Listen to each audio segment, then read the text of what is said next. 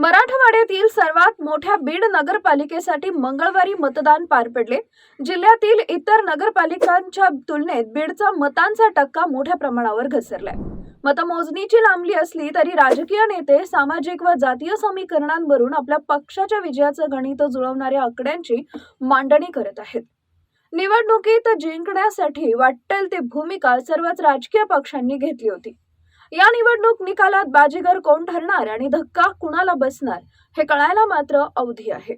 नगराध्यक्ष पदासाठी आखाड्यात 19 उमेदवार असले तरी खरी लढत राष्ट्रवादी काँग्रेस शरदचंद्र पवार पक्षाच्या स्मिता वाघमारे, भाजपच्या डॉक्टर ज्योती घुमरे, राष्ट्रवादी काँग्रेसच्या प्रेमलता पारवे यांच्यात झाली आहे। एमआयएमच्या उमेदवारांची चर्चा झाली, पण मत विभाजनाच्या गणितावरूनच नगराध्यक्षपदासह 52 ऐवजी 51 नगरसेवकांसाठी मंगळवारी मतदान पार पडले। मराठवाड्यातील सर्वात मोठ्या बीड नगरपालिकेसाठी उपमुख्यमंत्री तथा पक्षाचे राष्ट्रीय अध्यक्ष अजित पवार यांनीही जोर लावला। राज्याच्या पर्यावरण मंत्री पंकजा मुंडे यांनीही बीडवर लक्ष घातलं। शेवटच्या टप्प्यात खुद्द मुख्यमंत्री देवेंद्र फडणवीस यांनी ही सभा घेतली। वरिष्ठ नेत्यांचं लक्ष लागलं असलं तरी स्थानिक पातळीवर आमदार संदीप क्षीरसागर, आमदार विजयसिंह पंडित आणि डॉक्टर योगेश क्षीरसागर यांच्यासाठी या निवडणुकीचा निकाल नवी राजकीय दिशा ठरविणारा आहे। राष्ट्रवादी काँग्रेस शरदचंद्र पवार पक्षाकडून स्मिता वाघमारे उमेदवार आहेत। त्यांचे पती विष्णू वाघमारे 20 वर्ष नगरसेवक तसेच सभापती, तर स्वतः स्मिता वाघमारे 10 वर्ष नगरसेवक आणि सभापती राहिलेले आहेत। राष्ट्रवादी काँग्रेसकडून प्रेमलता पारवे उमेदवार आहेत। त्या स्वतः महसूल अधिकारी असून वडील दलित मित्र होते। भाजपकडून बधिरीकरण तज्ज्ञ डॉक्टर ज्योती घुमरे उमेदवार आहेत। त्यांच्या माध्यमातून भाजपने हिंदू प्रयोग केला।